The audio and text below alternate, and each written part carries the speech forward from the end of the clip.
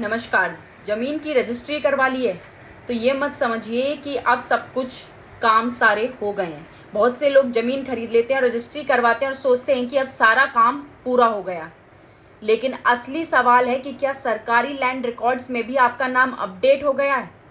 क्या 2026 में जो जमीन खरीदने वालों को ये 9 काम जो बहुत ज़रूरी हैं ध्यान में रखनी। तो इसलिए वीडियो को शेयर कर दीजिए जिन्होंने हाल में ज़मीन खरीदी है या जिन्होंने बेची है, दोनों को। क्योंकि सबसे पहली बात, दाखिल खारिज यानी म्यूटेशन ज़रूर चेक करना है।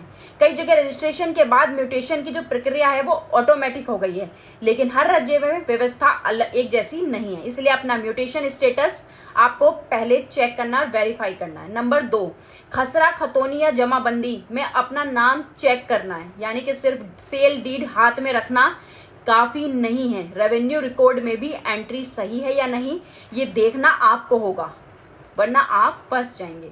नंबर 3, रजिस्ट्री की जो सर्टिफाइड कॉपी है उसे आपको सुरक्षित रखना है। सेल डीड की original certified copy, payment proof और बाकी जरूरी डॉक्यूमेंट्स आपको संभाल कर रखने हैं।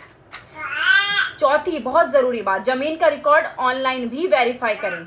अपने राज्य के ऑफिशियल लैंड रिकॉर्ड पोर्टल पर जाकर आपको अपना नाम, खसरा नंबर और जमीन का विवरण आपको मिलाना है कि दोनों सब सेम है या नहीं। 5वीं सबसे जरूरी बात, जमीन का नक्शा और सीमाएं जरूर मिला लें। कागज में जो जमीन खरीदी है मौके पर उसकी बाउंड्री आपको हाथों हाथ करा लेनी है और लोकेशन वही है या नहीं ये आपको जरूर चेक करना है। 6ठी बहुत जरूरी बात, कोई पुराना लोन, मॉर्गेज या डिस्प्यूट तो नहीं है। जमीन खरीदने के बाद भी पुराने इनकम्बरेंस, कोर्ट केस या फिर दूसरे अधिकारों की जानकारी आपको वेरीफाई करनी बहुत जरूरी है, क्योंकि आजकल ऐसा फ्रॉड बहुत चल रहा है। 7वां चीज जो आपको जरूर चेक करनी है, प्रॉपर्टी टैक्स और बाकी स्थानीय रिकॉर्ड अपडेट कराएं। शहरी प्रॉपर्टी से में संबंधित अथॉरिटी के रिकॉर्ड्स में ऑनरशिप अपडेट कराने की आपको बहुत जरूरत हो सकती है, ध्यान रखें। अगली चीज, यूएल पिन यानी unique land parcel identification number पर आपको ध्यान दें।